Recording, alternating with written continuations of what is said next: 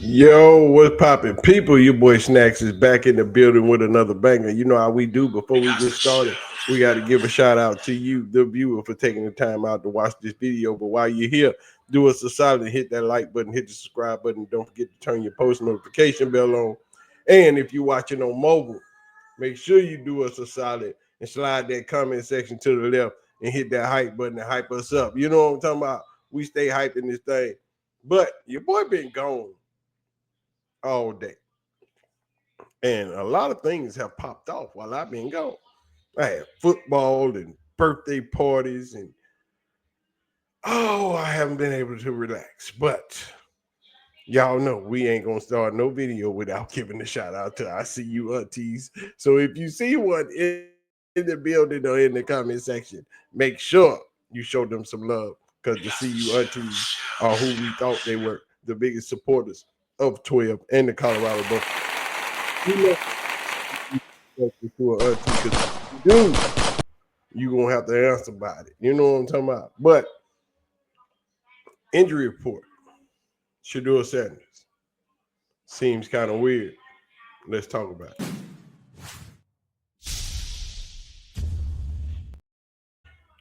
Now, Kevin Stefanski is rolling up to the hot seat because things are not up to par in Cleveland. The offense is not doing what it's supposed to do behind Lil Dylan.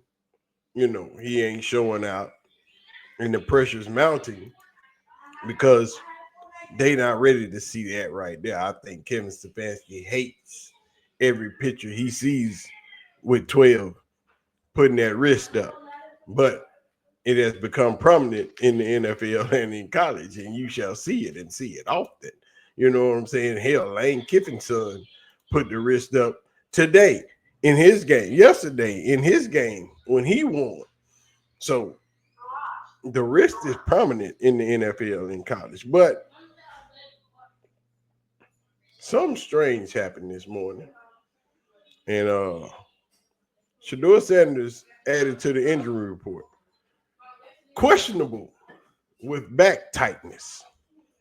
The Browns could have a new backup quarterback Sunday against the Patriots. Rookie Shedeur Sanders was added to the injury report Saturday with a back injury listed as questionable. He hadn't been on the report all week, but the back tightened up at some point after practice, because during practice on Friday, we got this, doing the doggone thing, and all of a sudden, Saturday morning,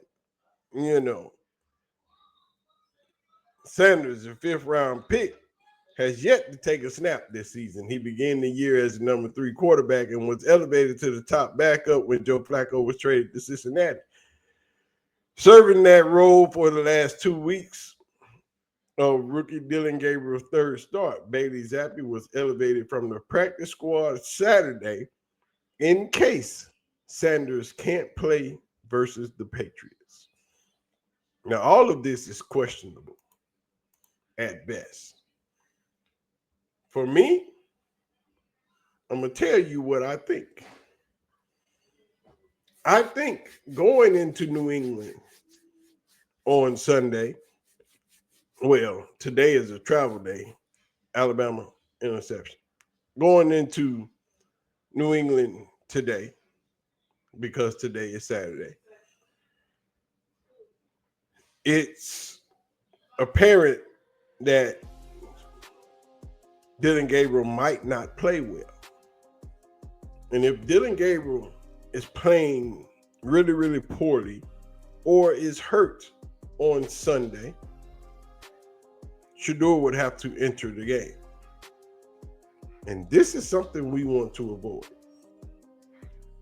People keep trying to say that Kevin Stefanski has the team's best interest at heart. I call BS. I think Kevin Stefanski has his best interest at heart. He doesn't want Dylan Gabriel to be out the game, And we don't want Dylan Gabriel to be out the game. You got to remember that Shedeur was the most sacked quarterback in college for the past 2 years. He only missed one game. So you telling me that you listed him as questionable for Sunday, upgraded Bailey Zappi to the roster so that Shedeur can sit on Sunday with a questionable back injury?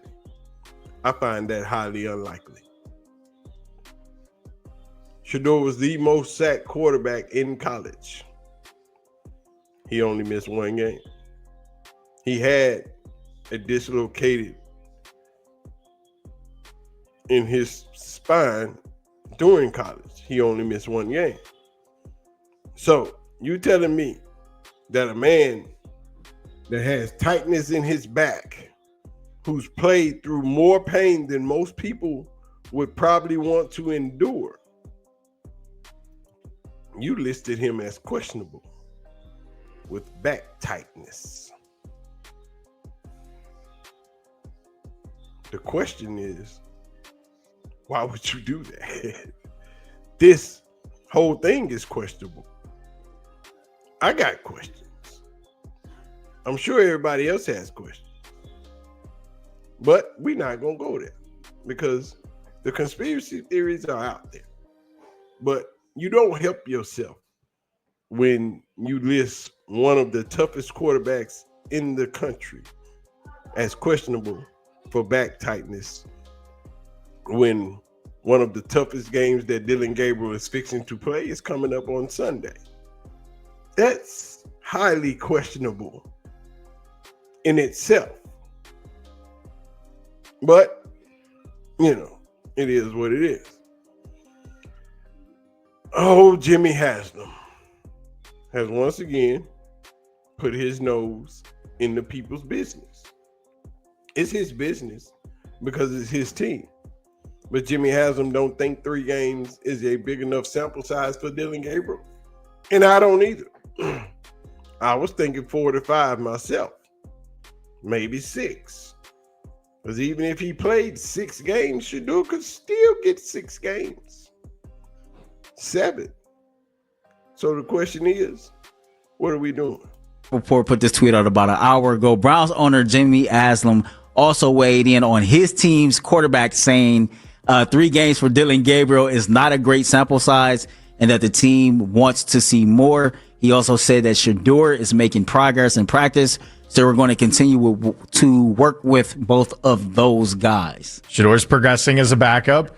3 games is not nearly enough time to evaluate a rookie quarterback. And in the article, he even discounted the Dolphins game. Like, he started naming off some statistics on his completion percentage and stuff. And he said, yeah, one of those games was in a monsoon, so I don't even, count that game. So you're really talking about 2 starts that we're evaluating. 3 games is not enough time to evaluate any quarterback. It wouldn't be enough time to evaluate Shedeur Sanders, right? I just think in the NFL, as fans, we try to hit like the 5-minute button on the microwave, and then we try to come back and either it's good or it's not. And I think that's unfair to the people that's out there. But the opinion on Dylan Gabriel that I have is not that strong. I don't, based on what I've seen so far, I don't think he's that good.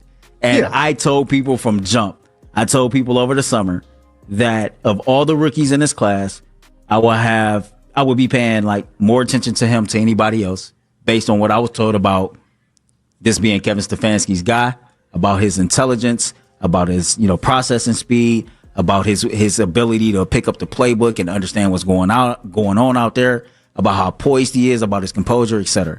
And so based on all of that, I kind of thought I would see a little bit more 3rd round pick be down. That's right, Earl. 3rd round pick be damned. We thought we would see more from Dylan Gabriel at this time. And I, as a watcher and a coacher of this game, a teacher, I would say that waiting for Dylan to be better, I can see that. I can see giving Dylan some more games because at this point, Dylan has not progressed. And what you're looking for as a coach is progression. And Dylan has not progressed. He's more regressed than progress, because now he's predetermining what he's going to do with the ball before he even hikes it. Before, he was reading and going through his progressions on pass plays. Now, he's just picking a spot and saying, that's where I'm going. So Dylan has more regress than progress. The question is, when does Kevin Stefanski turn the page on that? When does Kevin Stefanski say, we've seen it, that's enough? He was bold enough to do that with Joe Flacco, with Dylan Gabriel being his guy. Will he be bold enough to do the same thing? That's the question. The trade talks with Shedeur, I'm not worried about it.